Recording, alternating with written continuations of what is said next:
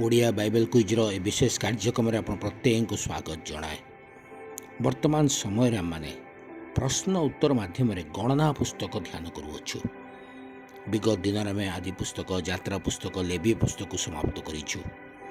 ଆପଣମାନେ ଅଂଶ ହେଇଥିବାରୁ ଧନ୍ୟବାଦ ଜଣାଏ।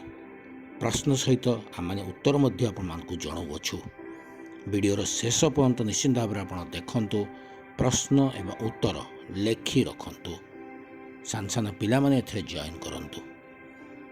ଆଜି ନିମନ୍ତେ ପ୍ରଶ୍ନ ହେଉଛି, ପବିତ୍ର ସ୍ଥାନର ରକ୍ଷକମାନଙ୍କ ଉପରେ କିଏ ତତ୍ତ୍ୱାବଧାନ କରିବ? ପବିତ୍ର ସ୍ଥାନର ରକ୍ଷକମାନଙ୍କ ଉପରେ କିଏ ତତ୍ତ୍ୱାବଧାନ କରିବ? ଆପଣ ଯଦି ଉତ୍ତରଟି ଜାଣିଛନ୍ତି ଆମମାନଙ୍କୁ କମେଣ୍ଟ ବକ୍ସରେ ଜଣାନ୍ତୁ। ନଚେତ୍ ଖାତା ପେନ୍ ରେଡ଼ି କରି ରଖନ୍ତୁ। ଶେଷରେ ନିଶ୍ଚିନ୍ତ ଭାବରେ ଆମେ ଉତ୍ତର ଜଣାଇବୁ। ଚ୍ୟାନେଲଟିକୁ ଯଦି ସବସ୍କ୍ରାଇବ୍ କରିନାହାନ୍ତି କରିନିଅନ୍ତୁ।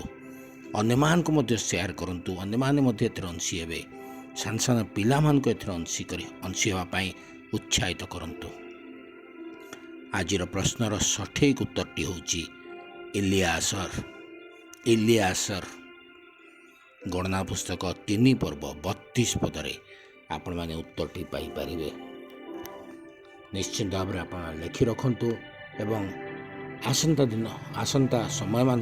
ଦିନମାନଙ୍କ ପାଇଁ ଅପେକ୍ଷା କରନ୍ତୁ। ଆଉ ପରବର୍ତ୍ତୀ ସମୟରେ ପରବର୍ତ୍ତୀ ପ୍ରଶ୍ନ ଉତ୍ତର ମଧ୍ୟ ଆପଣମାନେ ପାଇଯିବେ। ଧନ୍ୟବାଦ।